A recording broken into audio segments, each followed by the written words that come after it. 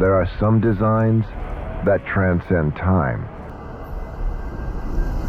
We look to the past for inspiration to craft the light fighter of the future. Unmatched design, best-in-class maneuverability. Leave your enemies bewildered. After all, how can you kill what you can't catch? The 2949 Aero from Anvil. Rise above. Available now. See your authorized Anvil dealer for details. This old gamer Toilet Duck here. Stay tuned because today we're going to be discussing the Anvil Aero. The good and the bad.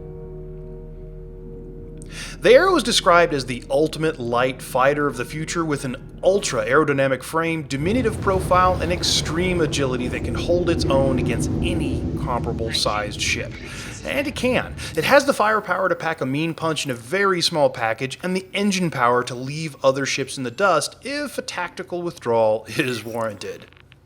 I'll be honest, when the Aero first came out, I was kind of keen on giving it a pass, as I didn't really care about the shoot-'em-up, boom-and-zoom style of light fighting this ship would encourage.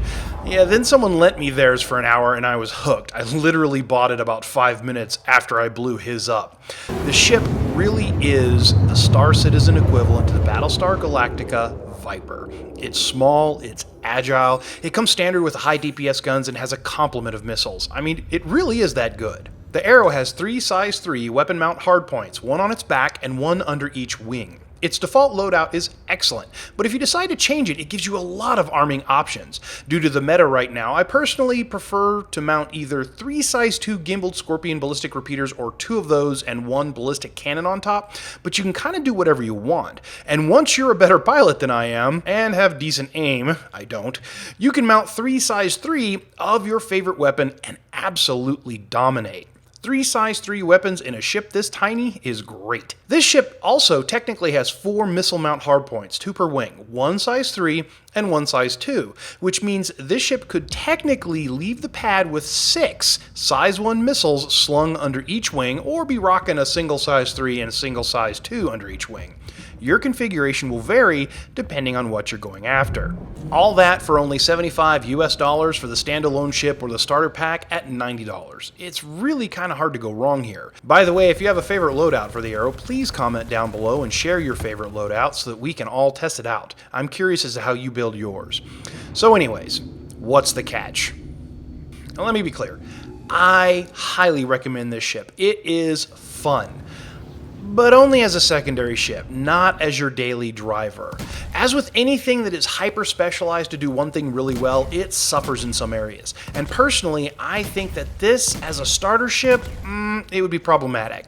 The first major issue you're going to run into is that there is 0 cargo space, nor any way to take a box onto the ship for those delivery missions that require one. With this ship, you're in a fighter. That's it. It fights. And it fights well, up to a point. As a commuter ship, it can get you from point A to point B, but the default military grade 3 Beacon quantum drive doesn't have the fuel capacity to get you from Port Olisar to Microtech, or to ArcCorp, or even to Hurston. Yeah, you have to stop and refuel along the way, and that kind of stinks. Now, there are, of course, other size 1 quantum drives you can use that will give you much more range, but they're much slower, and in some cases add minutes to travel time. And remember, this ship is about speed. So if you're planning to use this ship for bounty hunting, you want to be able to get there quick. The bane of this ship right now are missiles. For whatever reason, the countermeasures just aren't able to counter a missile lock, and as fast and maneuverable as this baby is, you just can't dodge everything. And it only takes a couple size 4 missiles to kill you. And in my experience, most players spam out all their missiles as quickly as they can. There are a couple shield upgrades that can help, but in the long run, a size 1 shield can only do so much for you. Also, depending on the size of the ship you're going to fight, you could just simply be outclassed. Remember, this is a light fighter. It's the smallest fighter in the game. But again, to bring this full circle, I highly recommend this ship. It is a lot of fun, and it's not perfect by any stretch, but I've won battles in it that I had no business winning, and there's nothing more fun than hearing a friend rage when they can't hit you because you can outmaneuver their shots they're throwing at you. It's pretty fun. Anyways, thanks everyone. Toilet Duck here. If you do me a favor, like and subscribe. It costs you guys nothing and it helps me greatly. I appreciate it. I'll see you next time.